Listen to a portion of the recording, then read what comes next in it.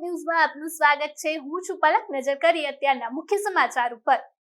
કેન્દ્રીય ગૃહમંત્રી અમિત શાહ ગુજરાતના પ્રવાસે આવી રહ્યા છે, જ્યાં તેઓ અમદાવાદમાં આયોજિત એક ભવ્ય સામૂહિક વૃક્ષારોપણ અભિયાનનો વિવિધ રીતે પ્રારંભ કરાવશે। આ અભિયાન અંતર્ગત અમદાવાદના સાયન્સ સિટી ખાતે એક વિશેષ અને ભવ્ય કાર્યક્રમનું આયોજન કરવામાં આવ્યું છે। સાથે જ શહેરના અલગ અલગ 35 સ્થળ પર મોટા પાયે વૃક્ષારોપણનું આયોજન પણ કરવામાં આવ્યું છે। पर्यावरणના જતન માટે આ મહાઅભિયાનમાં જોડાવા માટે અત્યાર સુધી 1.59 લાખ જેટલા નાગરિકો અને વિવિધ સંસ્થાએ ઉત્સાહભેર રજીસ્ટ્રેશન કરાવ્યું છે। પોતાના આ ગુજરાત પ્રવાસ દરમિયાન કેન્દ્રીય ગૃહમંત્રી અમિત શાહ અન્ય અલગ અલગ કાર્યક્રમોમાં પણ હાજરી આપશે। સુરત અને તેને અડીને આવેલા ગામડાઓમાં વરસાદી પૂરના પાણીએ ભારે તરાજી સર્જી છે। ઘરવખરીના સામાનની સાથે લોકોના વાહન પણ પાણીમાં ગરકાવ થઈ જતા વાહનોને ભારે નુકસાન પહોંચ્યું છે। શહેરના સરથાણા, વરાછા, મોટા વરાછા, કતારગામ સ્ટેશન, રાંદેર, અડાજણ જેવા વિસ્તારમાં પણ ભારે નુકસાન થયું છે। ઘણા વિસ્તારોમાં સંખ્યાબંધ ટુ વ્હીલરો અને કાર પૂરના પાણીથી નુકસાન થયું છે। એક અંદાજ પ્રમાણે 5000 કાર અને 1 લાખ જેટલા ટુ વ્હીલરને પૂરના પાણીથી મોટું નાનું નુકસાન નોંધાયું છે। દેશના લગભગ 70 થી 80% ભાગમાં વરસાદી વાદળો ગાયબ થઈ જતા ચોમાસાની ગતિ ધીમી પડી ગઈ છે, જેની પાછળ પેસિફિક મહાસાગરમાં સર્જાયેલું ચક્રવાત જવાબદાર હોવાનું સામે આવ્યું છે। ગત 11 જુલાઈની સેટેલાઇટ છબીમાં સ્પષ્ટ દેખાય છે કે 9 જુલાઈએ ચોમાસું દેશભરમાં પહોંચ્યા બાદ હવે વરસાદમાં મોટો બ્રેક લાગ્યો છે, જેને કારણે અત્યાર સુધી દેશમાં સરેરાશ લગભગ 40% વરસાદ ઓછો નોંધાયો છે। હવામાન વિભાગની આગાહી મુજબ આગામી દિવસોમાં મધ્ય અને દક્ષિણ ભારતમાં હજુ પણ વરસાદ ઘટવાની શક્યતા છે। જો કે રાહતના સમાચાર એ છે કે ટૂંક સમયમાં જ દેશમાં ચોમાસું ફરી એકવાર સક્રિય થશે।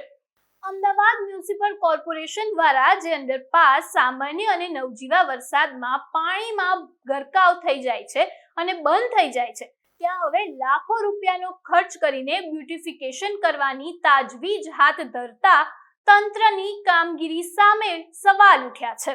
એએમસી દ્વારા અખબારનગર અંડરપાસમાં થીમ બેઝ બ્યુટિફિકેશન માટે રૂપિયા 1.50 કરોડના ટેન્ડરની પ્રક્રિયા શરૂ કરી દેવામાં આવી છે।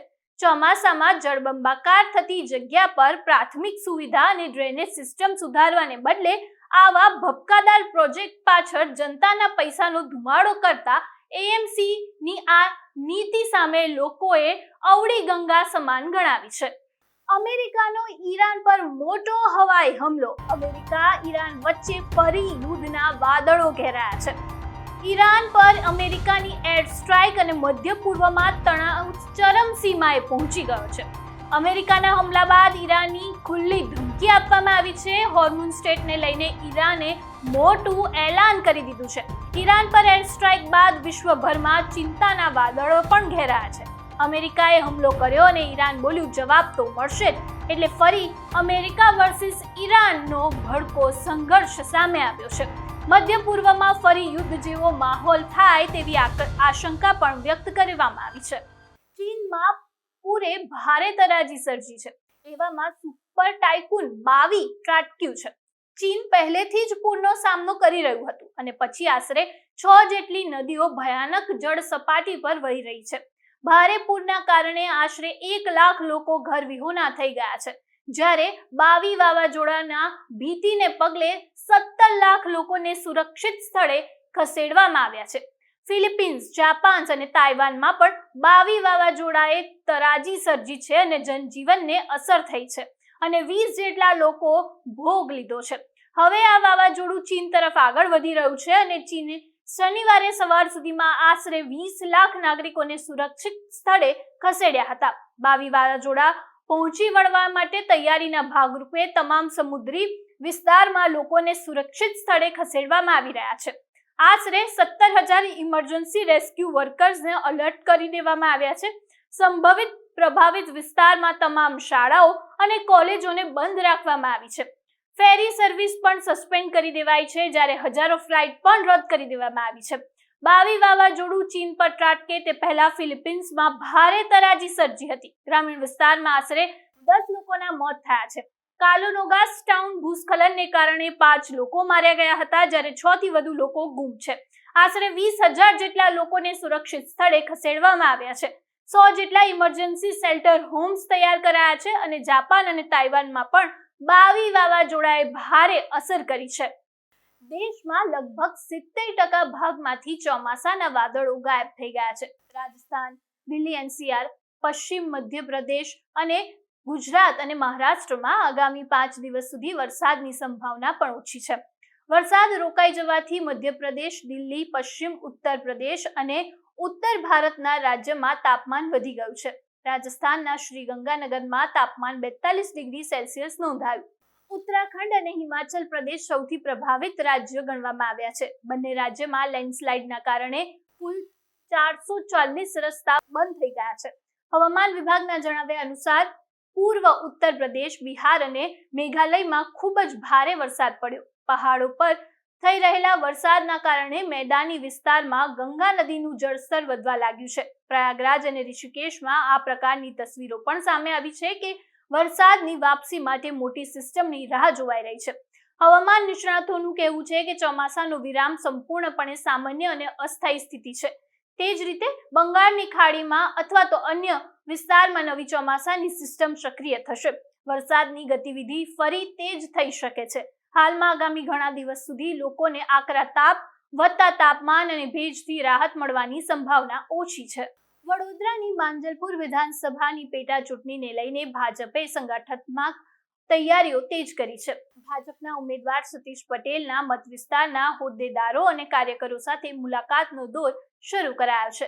તેમને પૂર્વ કાઉન્સિલ તેમજ વિવિધ બોર્ડના પ્રમુખ મહામંત્રી સાથે બેઠક કરી છે. ચૂંટણીની રણનીતિ અંગે ચર્ચા પણ કરી હતી. પૂર્વ કાઉન્સિલ ઘનશ્યામ પટેલ, શૈલેષ પાટીલ સહિતના આગેવાનો સાથે પણ તેમને મુલાકાત કરી હતી. કાર્યકરોએ દાવો કર્યો છે કે માંજલપુર બેઠક પર ભાજપની અગાઉ કરતા વધુ મતથી જીત નોંધાશે. ઉત્તર પ્રદેશના રાજ્યપાલ આનંદીબેન પટેલના લવ મેરેજ અંગેના નિવેદન પર ખોડલધામ ટ્રસ્ટી ચેરમેન નરેશ પટેલે સમર્થન વ્યક્ત કર્યું છે. તેમણે કહ્યું, પ્રેમ કરવો એ પાપ નથી, પરંતુ સોશિયલ મીડિયાના ખોટા આકર્ષણથી દીકરીઓને સાવચેત રહેવાની જરૂર છે. નરેશ પટેલે જણાવ્યું કે દીકરીઓએ શિક્ષણ અને દરેક ક્ષેત્રમાં આગળ વધવું જોઈએ. તેમજ લતા મંગેશકર જેવા વ્યક્તિ પાસેથી પ્રેરણા લેવી જોઈએ. તેમને મર્યાદામાં રહીને પ્રગતિ કરવા અને આ મુદ્દે સમાજ સાથે મળીને વિચારવાની જરૂરિયાત પર પણ ભાર મૂક્યો છે. પ્રેમ કરવો એ કોઈ પાપ નથી, પણ પ્રેમ કોની સાથે થાય છે, માવતરની આપણને પરમિશન મળે છે કે નહીં, આ બહુ મહત્વની વાત છે. નરેશભાઈ, દીકરીઓ જે પ્રેમની વાત આવે છે, એક આંતરિક ખોટી રીતના આંતરિક લાગણીઓમાં તણાઈ જાય છે, ખોટી લાગણીઓમાં ફસાઈ જતું હોય એવી કિસ્સાઓ સમય ફરતા જેમ સમય ફરતો જાય છે એમ આ બધા પ્રશ્નો આવવાના. સોશિયલ મીડિયાનો જમાનો છે. દીકરીઓ કાચી ઉંમરની હોય, ગમે રીતે એટ્રેક્ટ થતી હોય અને આમાં ક્યાંક ઘણી જગ્યાએ ફસાતી હોય. તો દીકરીઓને પણ મારી આ તકે આજના દિવસે ખાસ વિનંતી છે અને લાગણી છે કે આમાં બહુ ચકાસી અને ક્યાંય એટ્રેક્ટ થવાની જરૂર નથી. પ્રભુ પર ભરોસા રાખવો, ભગવાન ઉપર ભરોસા રાખવો. જે આપણને મળવાનું છે અહીંથી કોઈ છીનવી નથી જવાનું. એટલે કોઈ જાતનું એટ્રેક્શન ન થાય અને દીકરીઓ વ્યવસ્થિત રીતે અવતરનું માની અને આગળ વધે એવી આ વિનંતી. તમે પણ એક પિતા છો, કોઈ પિતા કે માતા એવું વિચાર કે દીકરીને નોકરી મળે, દીકરીઓ જે રીતના પગલા ભરી રહી છે, તમારું બહુ દુઃખની વાત છે. જેને કરે દીકરીઓ એને ખબર હોય કે આ પરિસ્થિતિ જેની કરે પેદા થાય તો શું થઈ શકે. એટલે દીકરીઓને ફરીથી મા બાપ તો ઈચ્છતા જ હોય કે એની દીકરી બહુ સારા ઘરે જાય, સારી જગ્યાએ પ્રસ્થાપિત થાય, પણ જયારે આવા પ્રશ્નો ત્યારે દુઃખની વાત છે. દીકરીઓને ફરીથી અપીલ અને વિનંતી કરું છું કે એટ્રેક્શનમાં ન આવી અને સાચા પગલે સાચા રસ્તે. જે સિંગર દીકરીઓ છે તેને લઈને પણ ઘણા વિવાદો, કારણ કે દીકરીઓ સિંગર ના બની પણ સમાજ અને સોશિયલ મીડિયા ખૂબ મોટા થઈ ગયા છે. દરેક સમાજના આગેવાનો ઘણી બધી વાતો કરે છે. આપણે એક સમાજને લઈને આજે વાત ન કરી, પણ આ એક જે આપણે પ્રશ્ન કર્યો એ દરેક સમાજનો પ્રશ્ન છે. અને આ ફરીથી હું કહીશ કે દીકરીઓ ને પૂરેપૂરો અધિકાર છે બધું કરવાનો. સિંગર પણ બની શકે છે અને કોઈ પણ ક્ષેત્રે આગળ વધી શકે છે, પણ એને કેટલો એને હદમાં રહેવું એ એના માટે. એક સિંગર બન્યા પછી એકની જવાબદારી હોય, કારણ કે એ પ્રેરણા આપતી હોય છે. જો એવું જ કરે તો અન્ય દીકરીઓ પણ ક્યાંક, હું એવું માનીશ કે આ ભારત વર્ષની અંદર સૌથી મોટા ગાયિકા કોઈ હોય તો એ લતા મંગેશકર હતા. એ પણ એક દીકરી જ હતા એક જમાનામાં.